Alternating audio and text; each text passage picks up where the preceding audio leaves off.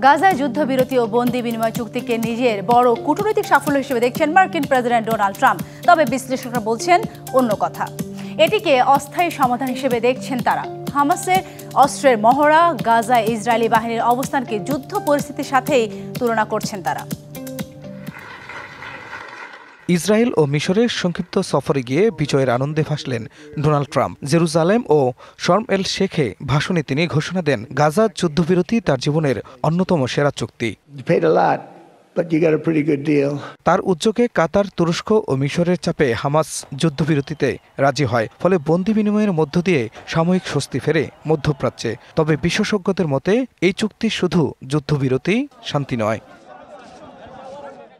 বিবিসির এক প্রতিবেদনে বলা হয়, গাজার অর্ধেক অংশে এখন ইসরায়েলি সেনারা অবস্থান করছেন। অন্যদিকে আবারও রাস্তায় মুখোশধারী হামাস যোদ্ধারা। চালানো শুরু হয়েছে বিরোধীদের উপর দমন অভিযান। এতে যুদ্ধবিরতি ভঙ্গের আশঙ্কা দেখা দিয়েছে। বিশ্লেষকদের মতে ট্রাম্পের ২০ দফা পরিকল্পনায় গাজাকে নিরস্ত্রীকরণ ও আন্তর্জাতিক তত্ত্বাবধানের প্রস্তাব থাকলেও বাস্তবায়ন এখনও অনিশ্চিত। যুদ্ধবিরতির স্থায়িত্ব নিয়ে দেখা দিয়েছে নতুন আশঙ্কা। বন্দি বিনিময়ের মাত্র ২৪ ঘন্টা পরেই চুক্তিতে ফাটল দেখা দিয়েছে। হামাসের দাবি, ইসরায়েলের ধ্বংসস্তূপে তাদের কবর শনাক্ত করা কঠিন হয়ে পড়েছে।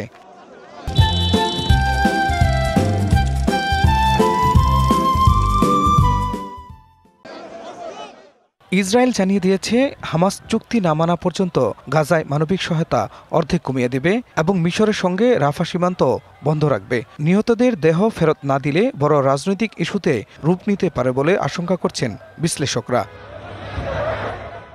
এদিকে যুদ্ধবিরতির মধ্যেই মঙ্গলবার ইসরায়েলি বাহিনীর গুলিতে উত্তর গাজায় ৬ ফিলিস্তিনি নিহত হয়েছেন। ইসরায়েলের বিরুদ্ধে যুদ্ধবিরতি ভঙ্গের অভিযোগ এনেছে হামাস।